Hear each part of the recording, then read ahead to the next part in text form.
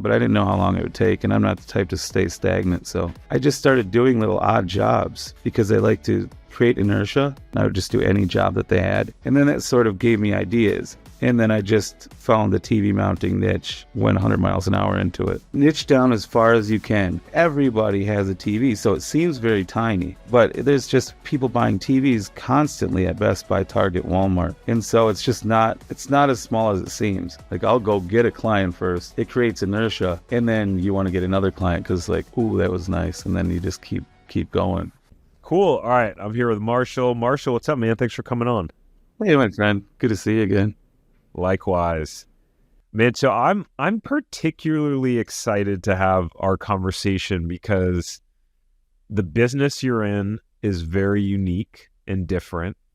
You are not a franchise, for full transparency, because most people that are watching are in the franchise community, but I'm still working on you. No, I know. I think it'll get there, but we'll get there. Yeah. And you got a crazy background, which is pretty cool. I was watching some of your old videos on YouTube from like 8 years ago, that like when you got interviewed, and so it's just cool how you've evolved, and maybe we can talk about that too. Because did you say you used to have a currency business?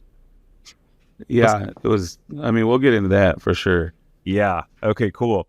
So all right. So I was going through your Facebook stuff, right, and you made a post on there that last year you made a little bit over $400,000. Yeah. Mounting TVs. Yeah. I know it sounds odd. You know, the breakdown after taxes and stuff might be like 200 or something like that, because it's a high profit business. But I mean, I write off a lot of stuff too, to be fully transparent. I mean, my business revolves around business. So literally everything I buy is a business expense. I don't really spend any more money than else, maybe going out to dinner. But that's peanuts compared to business expenses. Yeah. And you've done some other posts on like how it breaks down in terms of like the hourly rate based on the amount of work. Because you're like, hey, I could go mount a TV for an hour and literally get paid like $250, $300 when you add in tips or, different things like that. So that's fast. Yeah, no, that won't be an hour though. It'll take me like 15 minutes. I'm rarely there for an hour. If I'm there for an hour, there's something went wrong. Man, that's crazy. I mean, it's much higher. Yeah. So how like, did you have a background in being a handyman or in construction, or like how in the world did you get into mounting TVs? So my friends, when I first started this business, they're like, you're the least handy person I know. You can't fix anything, which is a little hyperbolic, but a little true. It's just, I didn't ever care to deal with handyman stuff. But I was an engineering major in school until I switched over to business. And so it's not like I don't know how to fix things. It's just, I didn't care to, I had other things to do than to be like working on cars or, like fixing up houses or something like that, It's not like you can't do it. It's that you're busy doing other things. But I simply got into it because I didn't have anything else to do. My business markets live events, like mastermind events for business gurus, right? And that just went down during the pandemic. And so, there's a lot of those emails or texts where I was like, hey, about the deposit, I'm going to need that back and we're not going to go forward with the project, stuff like that. And so I was like, well, what am I going to do? Like, as far as money was okay. It's like, there was going to be hardly any money coming in, but I could weather it for a while, but I didn't know how long it would take. And I'm not the type to stay stagnant. So I just started doing little odd jobs because I like to create inertia. And so initially the odd jobs I would do was I would just market on this app called TaskRabbit, and I would just do any job that they had to a certain extent that I felt like doing. And then that sort of gave me ideas. And then I just found the TV mounting niche and then sort of went 100 miles an hour into it. What do you think is the What do you think's the power and benefit of really niching down? Because so many people want to, it's like they have so many ideas, they have so many things they want to do, or they're doing multiple things. So like from your experience, we'll talk more about, the experience that you do have, but what's the power of one, choosing one business and choosing a Yes. niche? I mean, it's so scary to choose something so small because you think there's no way you can make money. And I get that. Like one of my mentors, Kevin Nations, he's the guy that all the high ticket gurus sprung from. No matter if they know it or not, they learned whoever they learned from him, or learn from somebody who learned from him. And so he took me under his wing like in 2011. And so he'd always, like, he'd beat it into people's head, like, niche down as far as you can. And so like with Garrett J. White, when he was going through Kevin's program, he eventually broke it down to, first he wanted to teach people how to fix their relationships. And then Kevin's like, that's not enough. That's just everybody in the world then is your potential client. And he's like, okay, that doesn't make a lot of sense. Like I need to focus. And then it ended up married businessmen with relationship problems.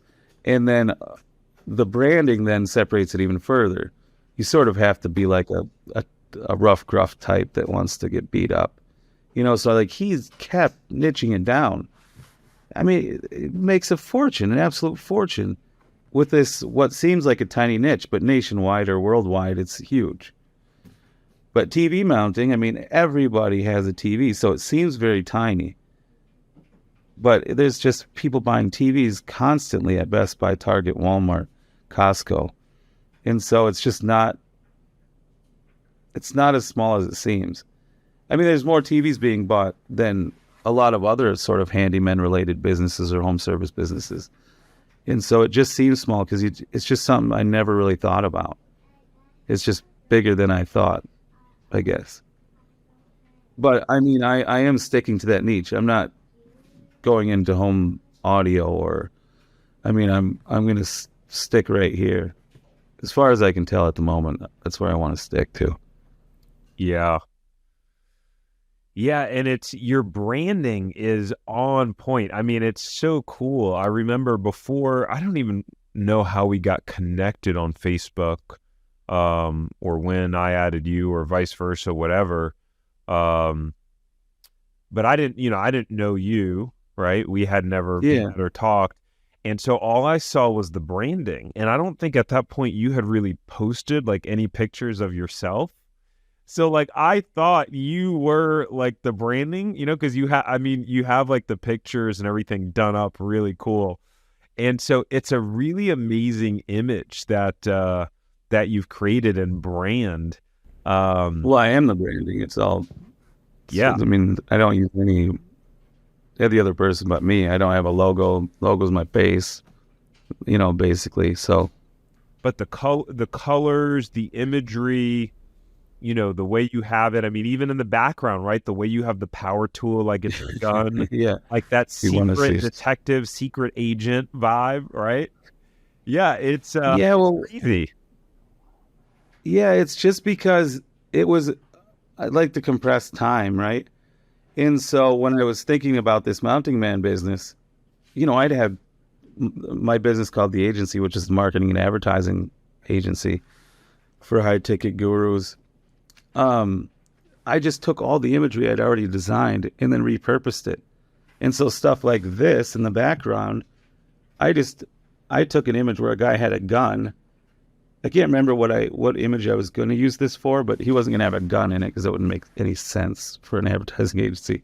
But whatever he's going to be holding, right? But it would give that idea of a James Bond feel, but then the mind would flip and go, well, it looks like a James Bond character, but it's not a gun, it's a screw gun. And then people go, oh, that's kind of funny. And so that's what I was going for. But it only took me 10 minutes to do it because I already had the idea ready. And so I could just immediately create those. And with the image with me with a screw gun coming out of my jacket pocket, like James Bond would do with an actual gun, that was also something I'd already had created.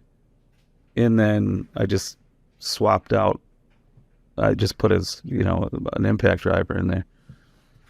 Or actually, I think there's a drill in that one, but yeah, that's all I did. So, I mean, it took me like less than a half hour.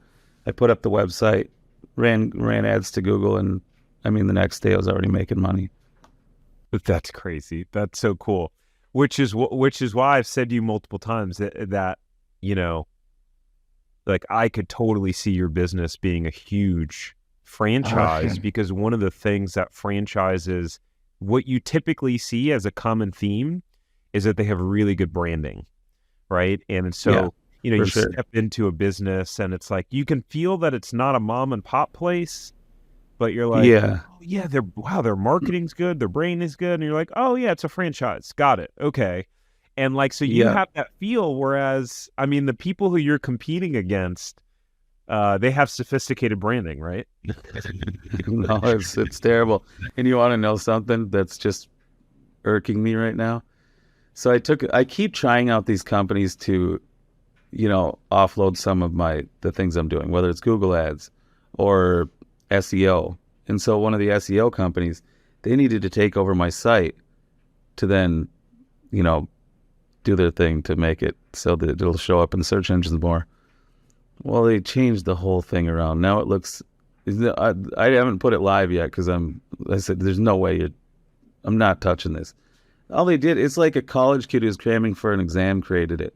They took everything that I'd done and then put stock imagery in of like, one photo is just a close-up of a guy holding a remote, and then there's blurry TV in the foreground. And I'm like, what in the world what am I paying for? You took something that would cost a ton of money, what I created, and then replaced it with something that anybody could create. Like, it would have been better if they did it on Squarespace. Just took my imagery, put it on Squarespace, done.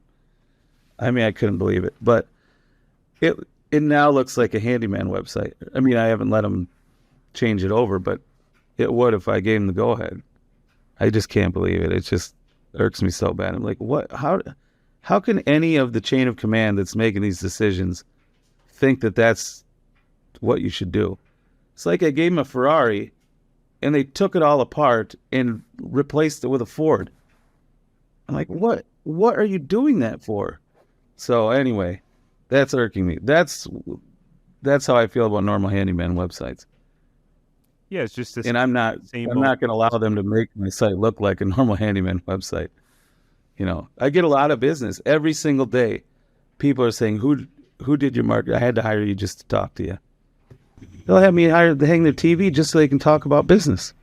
Wow, man, that's so cool. That's really interesting. And I want to we're going to dive in later because you now have the Mounting Man Academy, which you're teaching other people who want to make money mounting TVs how to do this. So I do want to dive into that overall. But I want to before we do, I want to rewind a little bit, because like anyone listening or watching right now, like there's a lot of gaps, right? Which is like, okay, this guy had a business. How did we get here? Yeah, he was like an agency marketer, and then like he just literally threw up ads and started making money in one day and created this amazing brand and persona. So yeah, like rewind the clock for us. How did you get up until this point? Well, you mean the being an advertising and marketer? Yeah. And I mean, I suppose that skill set. In college, I'd always been like, it's when the internet was kind of new. And so like 1998, 1999, I graduated in 2000. And I was just fascinated with like, there's all these little niche sites about like how you can make money on the internet type of thing. And it was all junk in retrospect, but it leads you down a path. When you don't know anything, you gravitate towards hyperbolic junk. If it says it makes a big promise, you're like, all like, this is amazing. And then you realize, oh, that's junk. Of course, why wouldn't it be? But it leads you down a path. And so I didn't follow any of the things that, any of those sort of paths. It just led me towards learning more and more. And so eBay was a thing at the time, and I just started finding products that would sell. So, and I think my credit card limit was $500, something I signed up for on spring break. They give you a t-shirt if you sign up for a credit card type of deal. And so when I try to buy stuff wholesale, I'd see what was selling on eBay, try to buy it wholesale, and then I would use, imagery. At the time, eBay was just words. Like you could put an image, but nobody really knew how to do it. And, I was good with that sort of thing.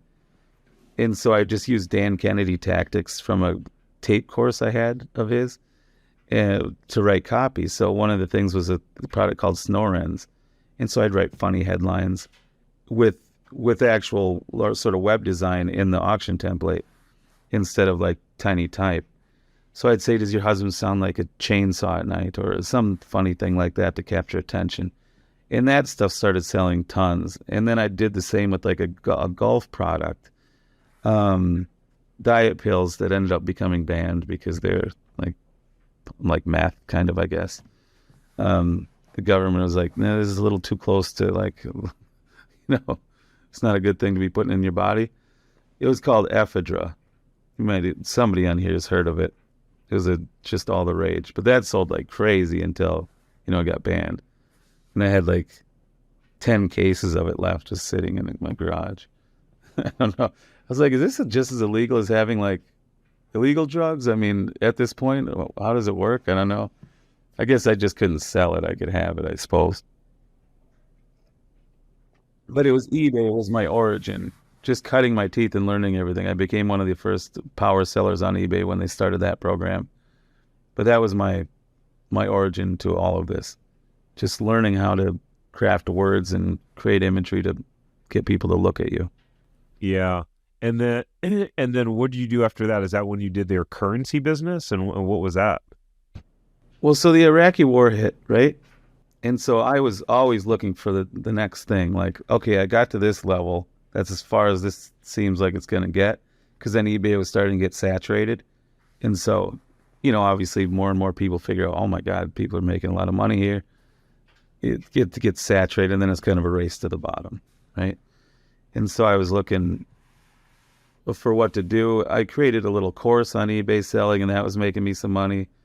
And so the Iraq war hit, and I'd always been sort of a political and international relations junkie. Like my mom would always buy me books on presidents and kings and prime ministers and stuff when I was a kid. And so I was like, okay, the Iraqi currency is going to take a nosedive. And when it does, people are going to want to buy it. But they can't buy it on the Forex market because it was labeled a terrorist country. So it wasn't available on the foreign exchange market.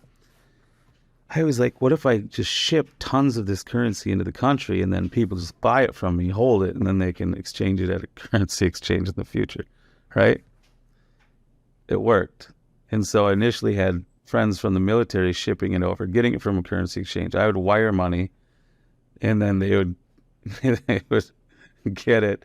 They would go to a currency exchange. So if I would send like 10 million or 10,000 US dollars, I'd get 10 million Iraqi dinar.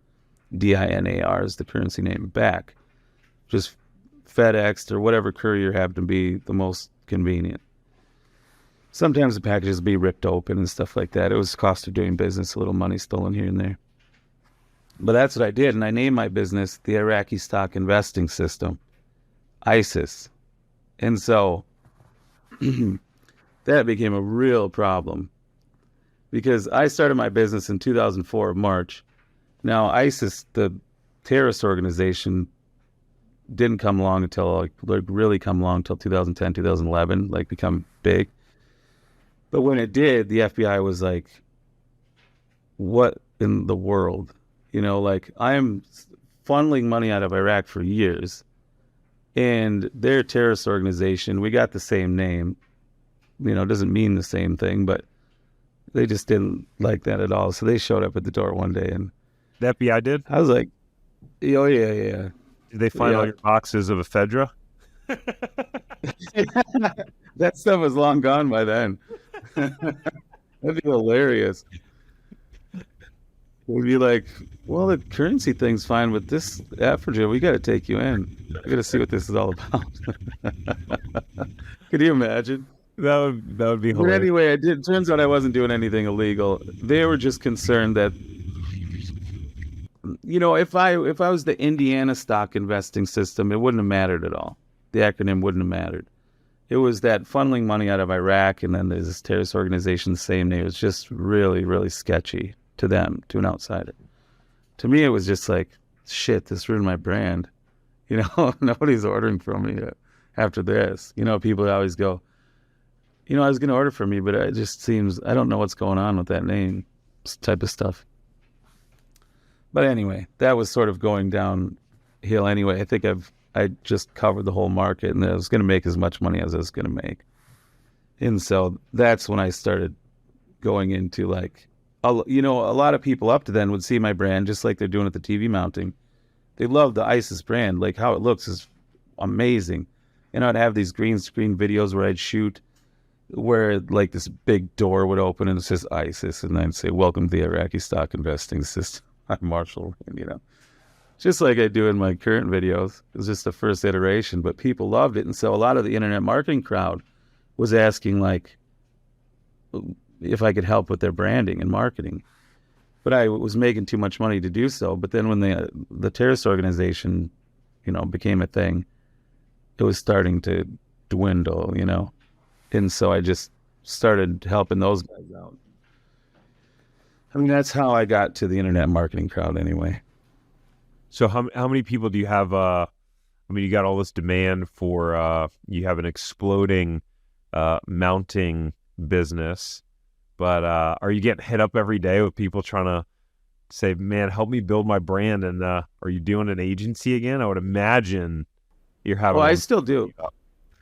I still do. I just don't market it because my focus is because there's not a lot of benefit on my personal Facebook to market it.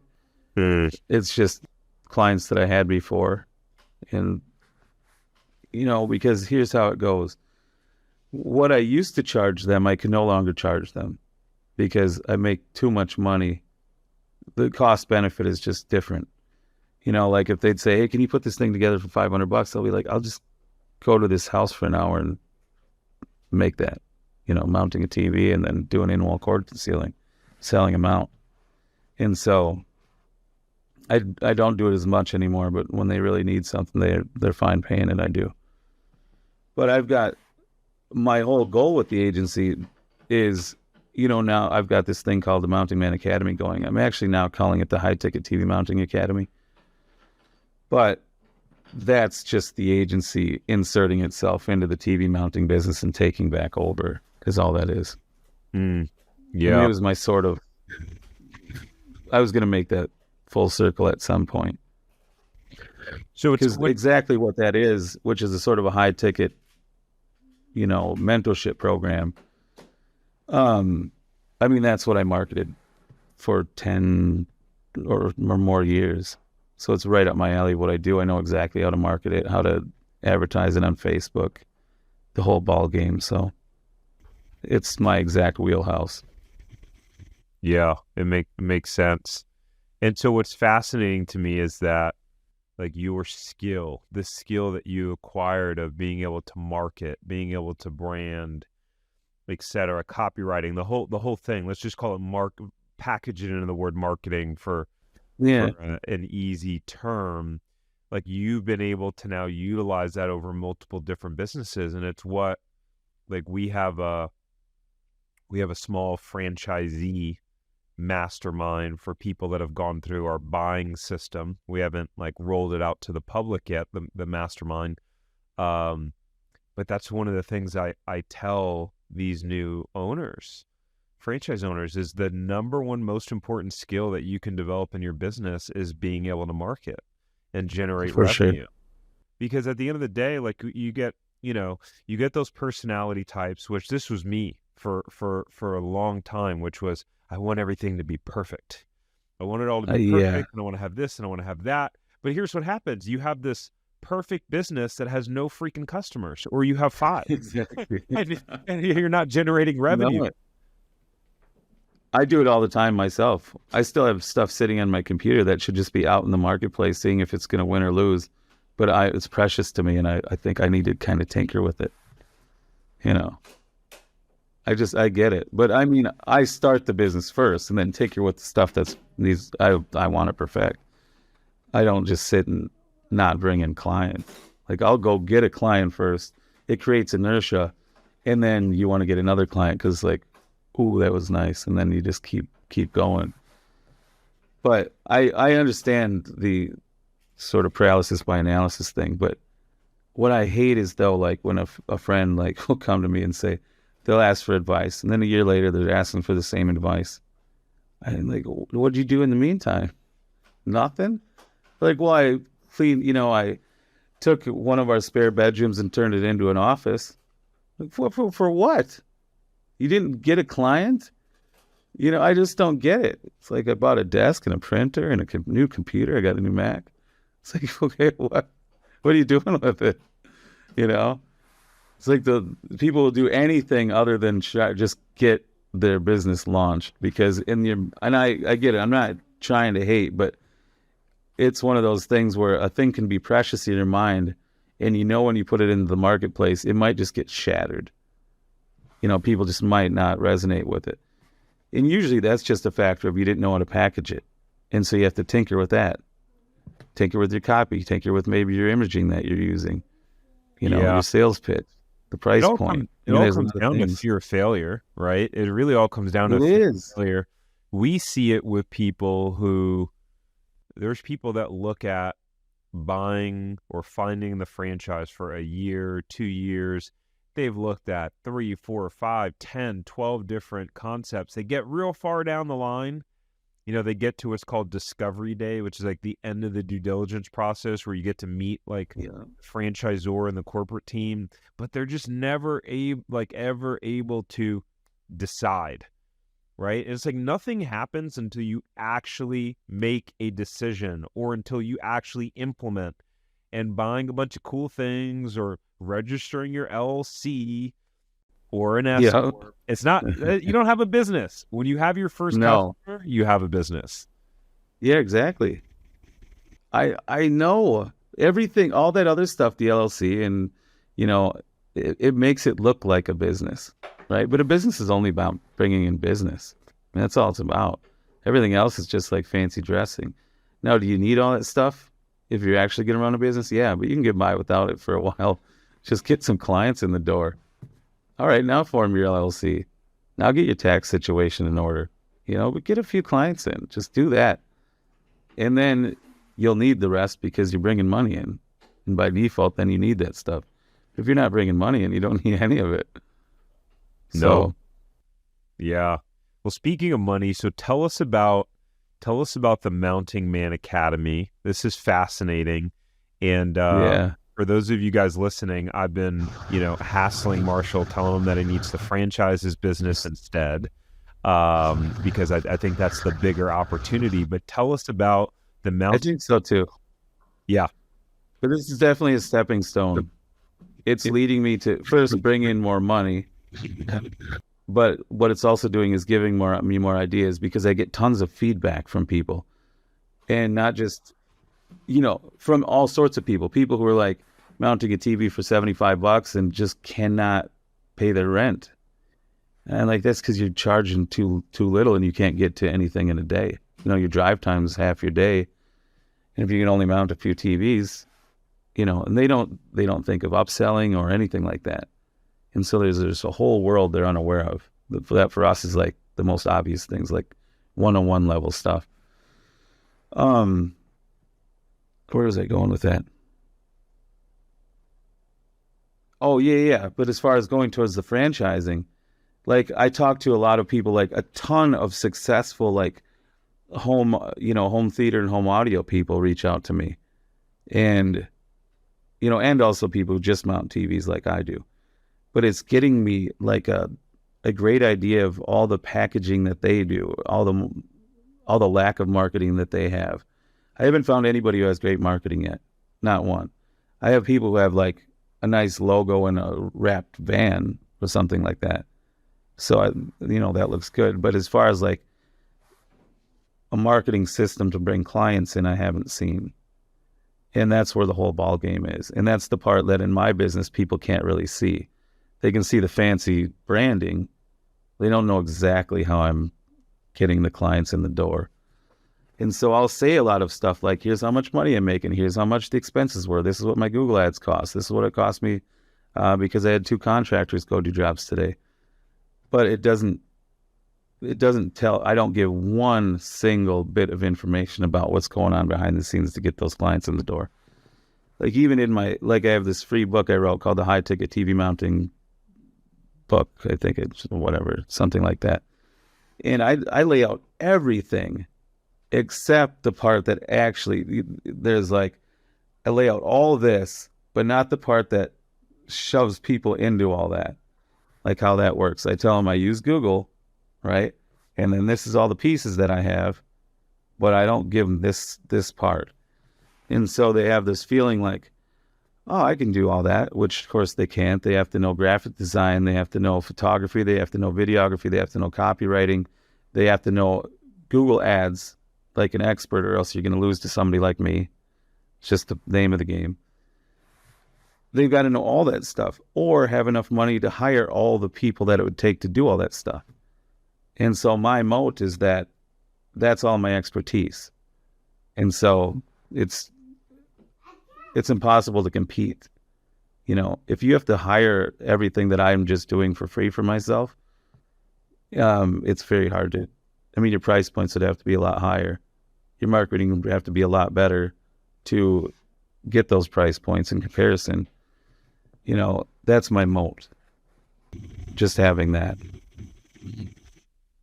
Yeah, because you've single-handedly done everything for the brand in terms of built you said, all the photography, all the videography. You do some crazy stuff with AI and holograms and like all sorts of cool stuff. Hopefully we can get some B-roll from you and we can kind of show some of the stuff. Oh, we will for sure. Yeah. Yes. But it's incredible. So so tell us about what the Mounting Man Academy. So people that say, okay, hey, I'd like to make some money. Yeah. So essentially what I just said there is kind of my pitch. It's like you're going to have an impossibly difficult time doing all this. You already know you can't do it.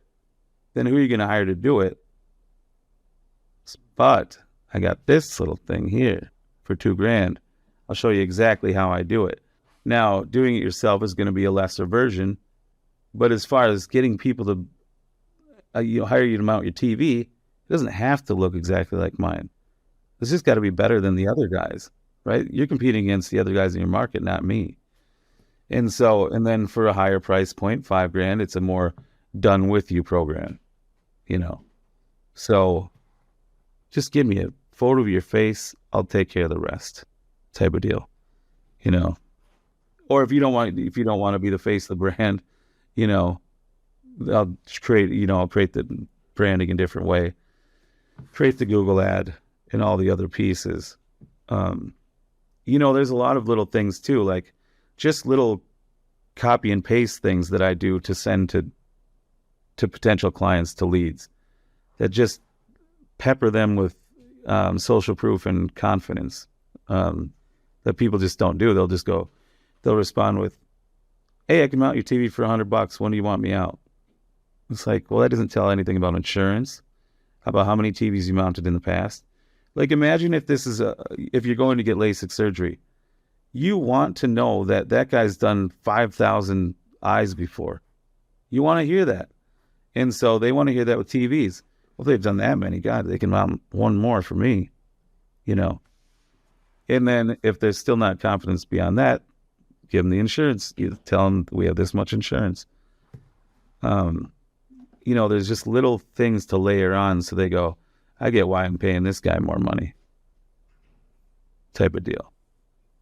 Or else you're just going to be that $75 guy who gets it just because they saw you say, I'll do it for $75 and throw in the mount, type of thing. And that's a tough business to be in because there's another guy who'll say, I'll do it for 50. You know, it's a race to the bottom. Yeah, it's interesting. You know, it reminds me of what I've I mean, the branding that I've done is not even close to the level of what you've built. But in terms of, you know, my business and the way that we work with people on the franchise buying side of things, is we've completely differentiated ourselves in the marketplace. There's 99% of franchise brokers are free to work with. They operate as like a real estate broker, right?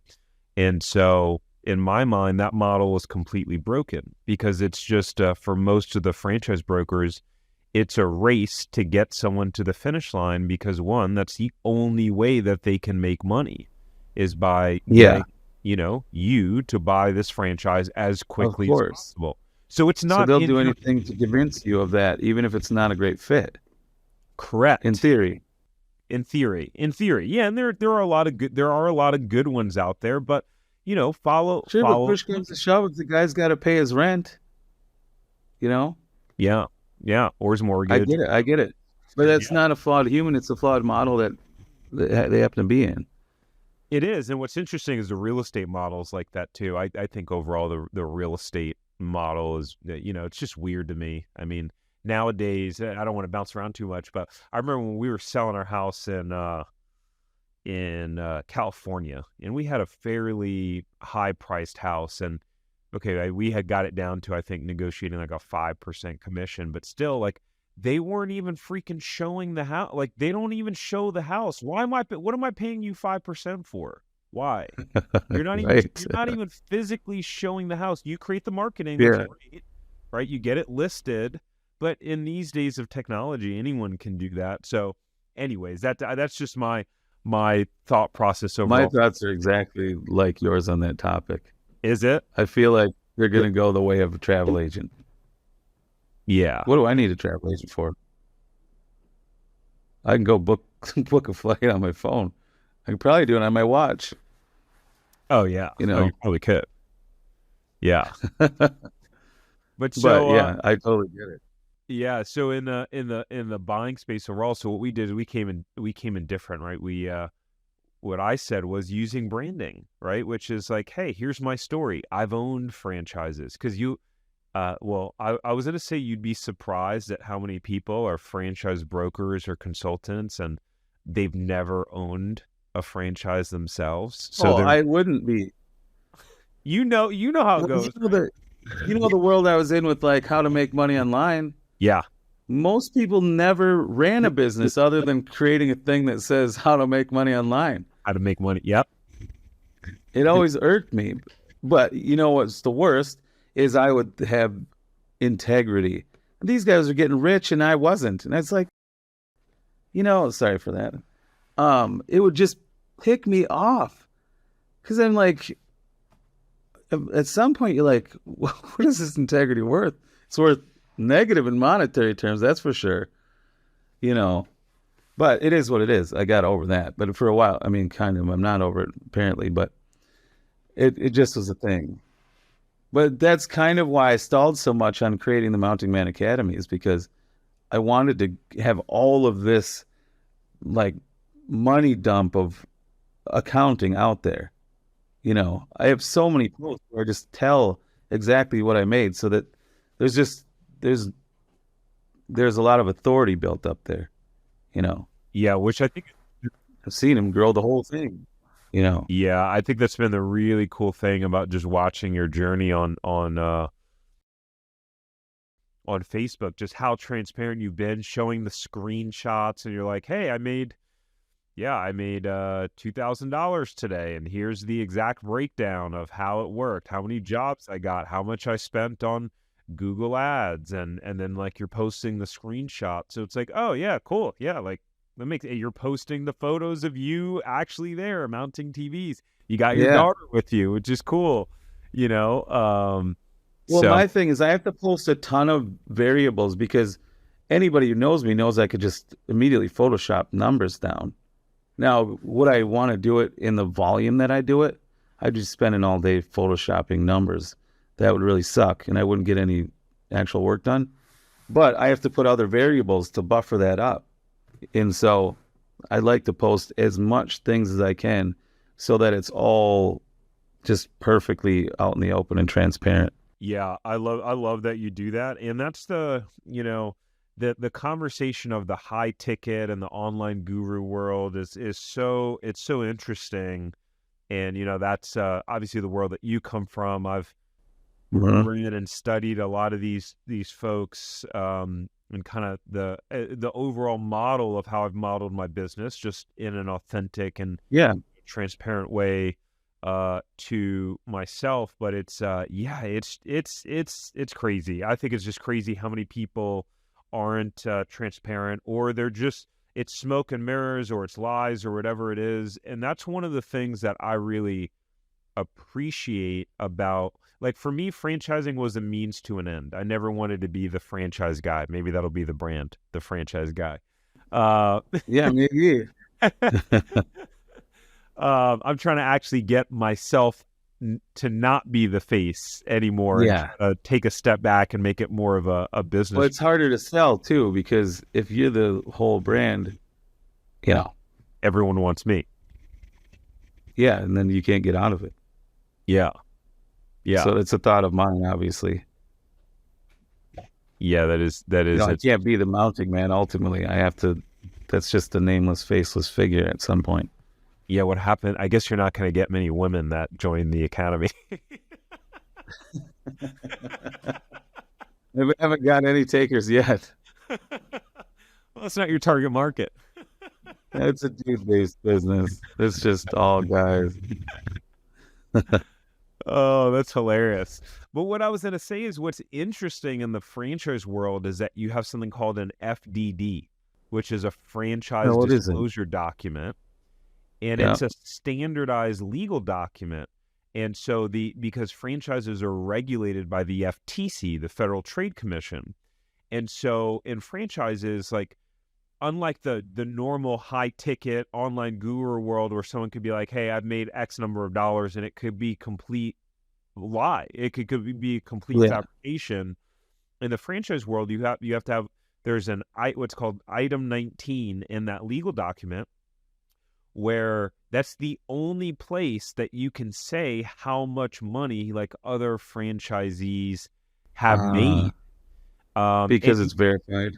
Yes, and you, although it's not necessarily verified, they'll say, okay, we may have either this is what was reported to us, but they're reporting it from the point of sale system, or, you know, the profit and loss statements from the franchisees that may be unaudited from a technical standpoint. But overall, they can't just say, hey, this one guy's making this much money, and then not say, you know, you got 100 other franchisees that are losing money, and only say, hey, we got this one guy making $1 million, you can make $1 million. Like, they have to then show, okay, here's the average out of the 100 franchisees. Here's the top 25%. Here's the bottom 25%. Here's the median. So there's a tremendous amount of transparency that I think creates a legitimacy that a lot of, you know, kind of other businesses that may not be as transparent as you, showing pictures and screenshots and videos. Well, I'm definitely too transparent. You think? I mean, I know. Well, I mean, not for me. But I'm saying I'm an isolated circumstance. I know people just don't want to show their accounting. But I take it like, what if I was a public company? All my accounting would be out there. They lay all the accounting right out.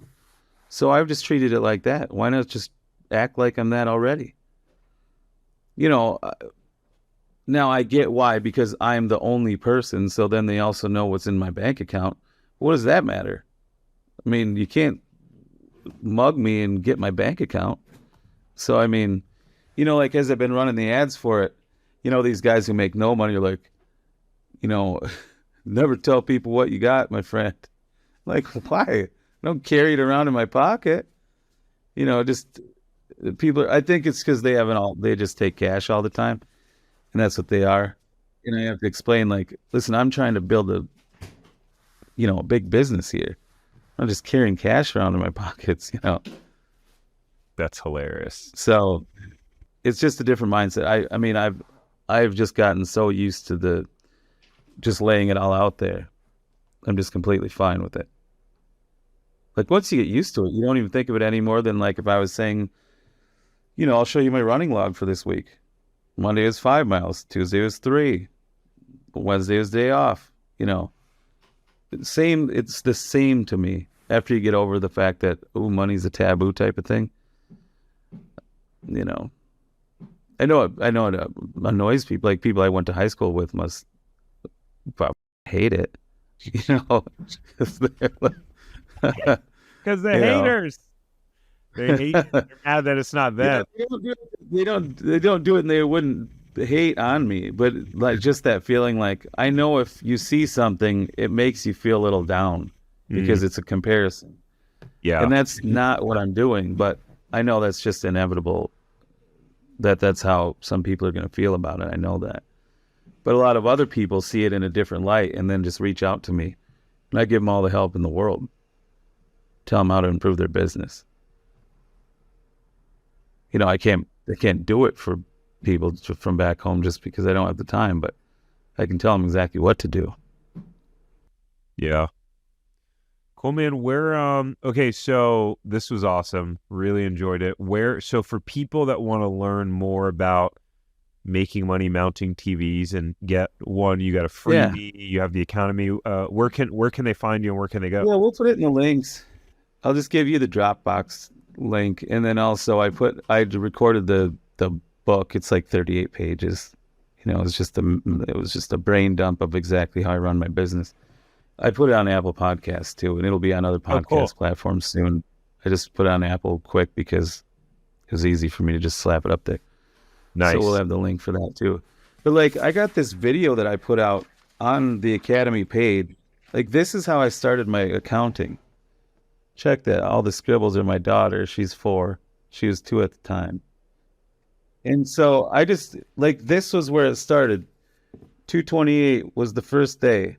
So that was January 15th, 2021. Next day was 0, Saturday. Then 454, then 225, then 300, then 136. The first full week was $1,735. And so then the next month, you can see I've got it even more filled out. And so I got a whole video where I just go through all the accounting. Like, that's how I kept my accounting at first. I later then, loaded it into QuickBooks. But it's a great origin just because I just started it as like, I don't think this is going to go anywhere. What's the point of like creating a new business in QuickBooks when I'm just going to delete it anyway? That was my thought. And then, quickly I realized I'm going to have to do a little better accounting here. I wasn't even saving my receipts at first. I'm just going to Home Depot to get a screw gun for $100. Who cares? I don't even need to bother. I'm just going to use it for home use after this thing just kind of is kind of a side business. So, but yeah, all that stuff can be found at hightickettvmounting.com. Cool. Again, a whole video with it. Awesome. Sweet, man. Well, yeah, we'll link everything up. I got to run here, but Marshall, it was a pleasure, man. Just hearing your story, and yeah, it's super. I'm really get me into the franchise world. This Academy is pulling me further towards it. It's my bridge. Yeah, that's good. Yeah, I think it'll be really, really epic.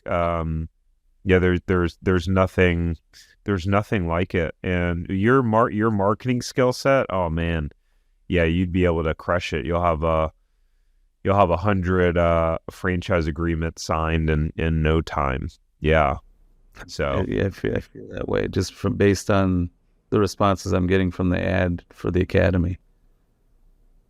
Yeah, But cool. All right, man. Good talking to you. We'll catch up soon.